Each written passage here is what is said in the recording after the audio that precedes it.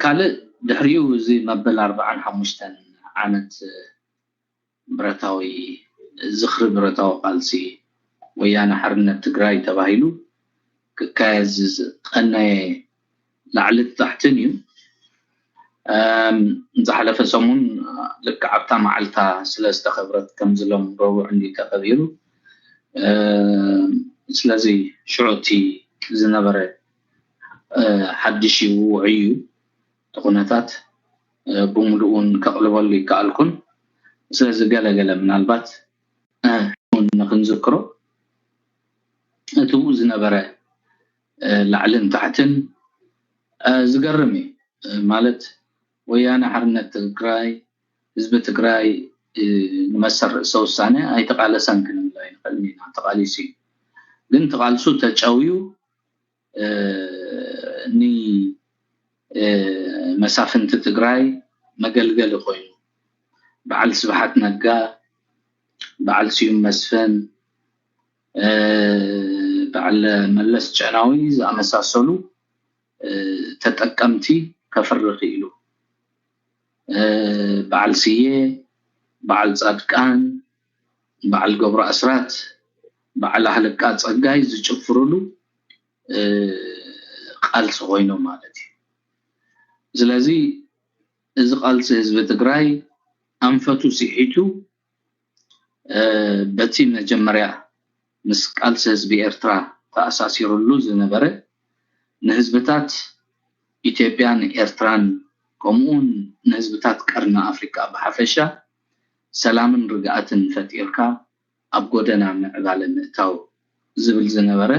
ኣተሓሳስባን ፖሊሲን ዘሪጉ ምስ ልዕሊ ሓያላን ተሻሪኹ ንህዝቢ ኢትዮጵያ እንዳረገጽካ ንህዝቢ ኢትዮጵያ እንዳመዝመዝካ በዋጋ ህዝቢ ኢትዮጵያን በዋጋ ህዝቢ ኤርትራን እንተላይ በህዝብ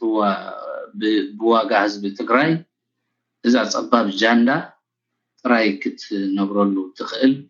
ኩናታት ዝሐለፈ 27 ዓመት ተማቻች ጸኒሑ ማለት እዩ ስለዚህ መንበል 45 ዝኽሪ ብረታው ቃልሲ ህዝብ ትግራይ ንህዝብ ትግራይ ዋላ ሓንቲ ነበረ ነዛ ጃንዳ እዚኣ ጥራይ ትዝኽራ ስለዚህ እዛ ጃንዳ እዚኣ ኸ ጥራይ ማዕኮራ አዲስ አበባ አትያ ሕጂ ወናኒት ሚሊዮናትን ቢሊዮናትን ስለዝኾነት ካብቲ ሞይቋ ተቀመጠሉ ዝነበረት ምሳሎ ዝባሃሉ መራሕቲ ናይ ዓለም ሕሲሲ ትብለሉ ዝነበረት ቤተ መንግስቱ ወፂያውን ሳላት ሚሊዮናትን ቢሊዮናትን ኣብዙ ኮይነ دلاي كجبري لا أما قال شندحدح تقول كأني عملت شندحدح هذي لعل حدا مليون زخون بانديراتات كاب تشاينا تجزيو كاناتيراتات كاب تشاينا تجزيو أتي عالم توادار خخون على تقولوا المدى شركة تعزي بخبر واقع كاب تشاينا تمصالو ኩነታት ተፈጢሩ بخمزي ማለሊታዊ ትምክሕታን ትዕቢታን ከተርእቀንያ ማለት እዩ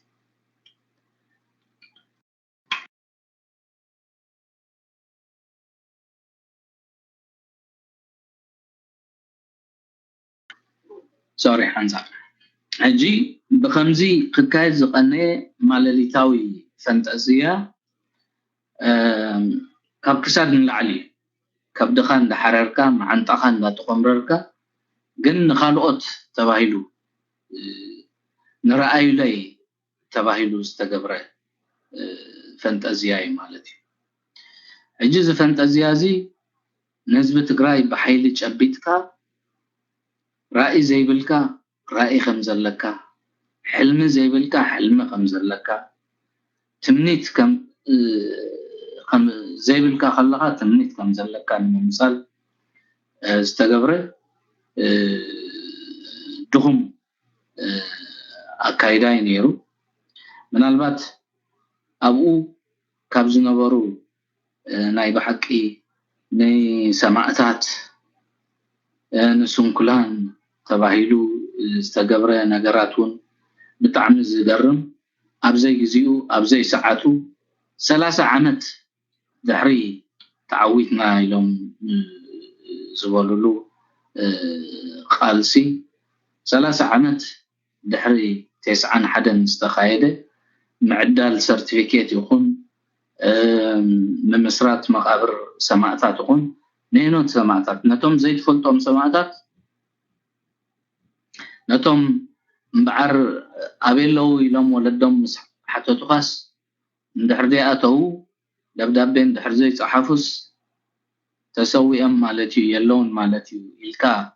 زغبت كايوم زقوانا صب كايوم بخمو زفانا كايوم سماعتات سحجي دحر 30 عمت مقابر كتكبر لهم نتم كيدو ننبز متاخملو كيدا ببز متاخناو إلكا زفانا قايومن زفانا قاينن تقادلتي ويانا حرنا تقراي زيت فلطوم قاليهم تمليسهم قبل المناس أعطو قاليهم تمليسن أب منزرنا هيوت زعتوا سي عجي دحر 30 عمت تصويعها ناي حربينينت سيرتيفيكيت ناي تقادالاي سيرتيفيكيت كتعدلن تاي ترقم كتعدلهم سلازي نعسران شوعتن عامتات نسبة تقراي ختبدل صنيحة نسبة إثيوبيا ختبدل صنيحة حجخا جنا بدلنا خنقصل حجخا جنا خنرقصكم سي حجزونا زبالا كايدا يغني تزقرم كا منالبات قبل على تاريخ حزب إرترا استقبره دفرتيو قابتم عبيت دفرتات عاده جالبا سريحها بحر خمزلكا سياي اما قال بحر خمزلو بحر كونيرنايو زبالا تحساسبا اجي اب حلنا حزب تግራይ نمقسقاس ازي اتي ብዙሕ ግዜ ክባሃል ዝቀነየ امحرو بحركم يوم زفتو نحنا جن فقركم هنا ندلي زبال حساو ابالا حساو مقانون استجهدلو ويانا تግራዩን ነፃነትካ بجكانا زدقفو يلن انت ነፃነትካ ስለ ነፃነትካ ዝደገፍና ኣብ ዓይን ህዝቢ ኢትዮጵያ አቲና ዝብሎ ሓሶት ናይ ሓሶት መንባሩ እዚ ዝሰርሕዎ ኣብ ባሕሪ ዝንሳፈፍ ጃልባ بحر قيح بحري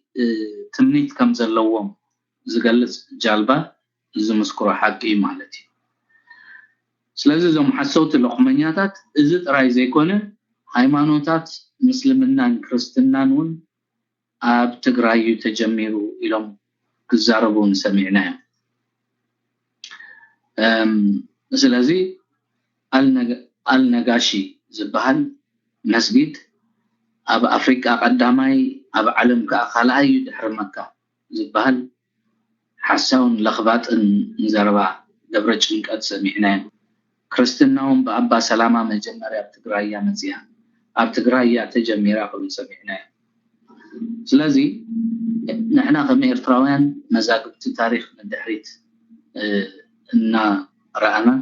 نتوم زلو هياو قرصታት مسخاكر ناي تاريخ باغرنا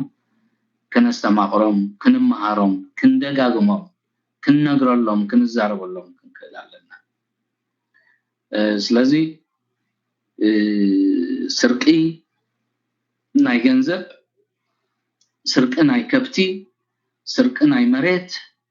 ስርቂ ናይ ታሪኽ እዩ تاريخ ويانه بعد ما سرقوا كابتنا خبغاش باركان كاب كباب بعد ما سرقوا ገንዘብና ይሰርቁ ታሪክና ከም ዝንብሎ ዘለና ታሪክ ሃይማኖታትናን ታሪክ ፊደላትናን ክሰርቁ ይነብሩ ስለዚ ኩሉ ነብሶም ስርቅን ሓሶትን ወያነ ካልእቲ በዓል ስዩም መስፍን አለቃ ጸጋይ በርሀ ቆሙን ስየ አብርሃ እቲ በዓሎም አባሪሮሞ አቤት ማሕቡስ ዘቀነይዎ ከይተረፈ ገና ምስ ኤርትራ ዘለዎም ቅርሕን ቂምን ከም ዘይወዱ ዘረአይሉ እነይዲ ስለዚ ንሕና qabዞም ወየንቲ እዚኣቶም ዋላውን ኣብ መቃብሮም ከለው ልክዕ ከምቲ ንዓና ነቶም ህያዋን ጥራይ ዘይኮኑ ነቶም ኣብ መቃብር ዘለው ሰማዕታትናዎም ፍሒሮም ኣስከሬኖም ክብትኑ ፈቀዱ ዘይፀገቡሉ ንዓናው ንሕጂ ኣብታ ዘለውዋ ኮይኖም ክምንጭቱናሲ ድሌትን ባህግን ትንኒትን ከም ዘለዎም ዘረጋገጹሉ አንጻር ኤርትራን አንጻር ህዝባን ምዃኖም ዘአወጅሉ መበል 45 በዓሎም መንባሩ ኩላና ክርዳእና ግቦ ምናልባት ደብረ ጭንቀት በሕልፊ ዘስምዖ ናይ ጭንቀተረ ኒ ህዝቢ ኤርትራን ሰራዊት ኤርትራን معسكرات كعصو يمو ግን ወላይ ተዓጾደ አንበር ትግራይ ያገዛኻ ኣብ ትግራይ ዳዕናዓ ንሕና ኢና ናዕንቆበካ ዝበሃል ወልፋስ አዘራርቡ ነብሱ ክዕቆብ ዘይከኣለ ንመን ይኽዕቆብ ደብረ ሸይጣን ካብ አዲስ አበባ ብካልቾ ተቀሊዑ መፅዩ ዓቅሚ ተዘሎ ዳ ከምቲ ልማዱ ከምቲ ኣመሉ ክዘውር ክዝሙ علامات زي كيد بانكوك زي كيد لاس فيغاس زي كيد امريكا زي متص ابايتلو مليونات الله ግን ከይዱ ክሪኦ ይክእል እንጂ ስለምታይ ተኣሲሩ ስለዘሎ ኣማሕዩር ስለዘሎ እዚ ማሕዩር ኮንካ ህዝቢ ኤርትራ ከምዝን ከምትን ምባል ትርጉም ይውል እቲ ዝገርም መራሕቲ ኢትዮጵያን ኤርትራንሲ ነዚ معسكرات ከዓጹ ውዲት ገይሮም ዝበሃል አዘራርባይ ታይ ማለት እዩ ውዲት معسكر ስደተኛ ማዕጻውስ ውዲት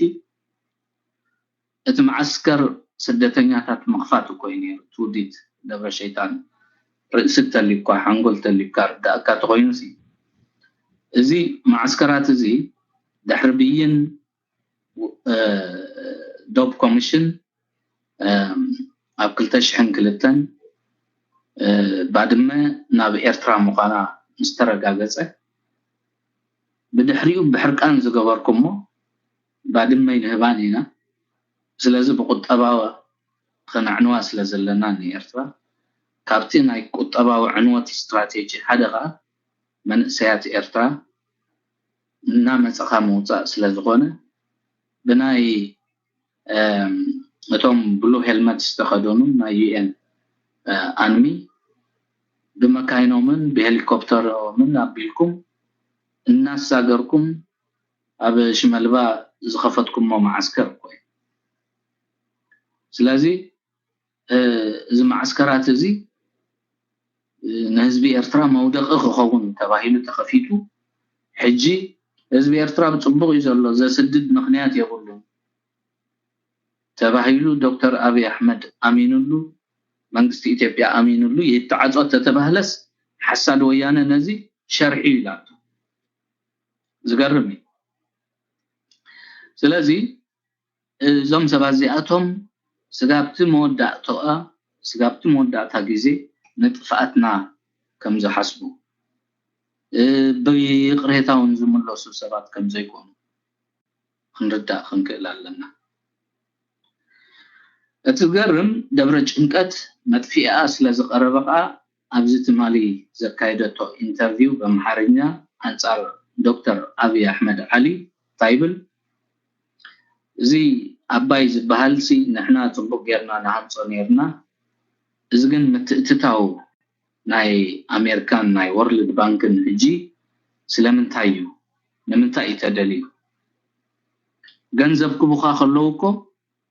እቲ ደልዮ ክትገብረሎም ኢሎም እዮም ስለዚ በገንዘብ መንግስቲ ኢትዮጵያ ይጥብርዎ ኣለዎ እዚ በተሓደ ወገን እትፍሽለት ናታ ትገልጽ ዘላ ደብረ ሸይጣን ዝሓለፈ 17 ዓመታት በገንዘብ እናገበሩ ይጥብርዎም ከም ዝነበሩን ኢዶም ኣሲሮሞም ከም ዝነበሩ ድላይም ገብሩሎም ከም ዝነበሩ ዝገልጽ ሕያው ምስክር ማለት እዩ ከይሞተት በተኻላይ ከዓ ኣሜሪካን ወርልድ ባንክን ኣብ ጉዳይ ኢትዮጵያ ኢዶም ኣትውሎ ታገድሽዎም እዮም ኢዶም ዘእቱ ኢልካ ምዝራብ እዚ በቀጥታ አንጻር ኣሜሪካ ስለዝኾነ እዚ ሕጂ ወያነ ወሲዳቶ ዘላ መርገጽ ነቲ ኣሜሪካ አንጻር ወያነ ወሲድዎ ዘሎ መርገጽ ዘብርህ ስለዚ ኣሞዳቱ ዶክተር አብይ አሕመድ ኣብ ልዕሊ ወያናውን ስጉምት ወስድ ተዳ ኮይኑ ኣሜሪካ ኣብ ጎኒ ዶክተር አብይ አሕመድ ከም ዘላ ዝገልጽ ዓብይ መረጋገጽ ማለት እዩ ስለዚ ናይ ባዕቀ ነፍሰ ቀትለት እዩ እዚ ተማል ዝገበረቶ መደረ ወይ ከዓ ኢንተርቪው ተባሂሉ ክግለጽ ካል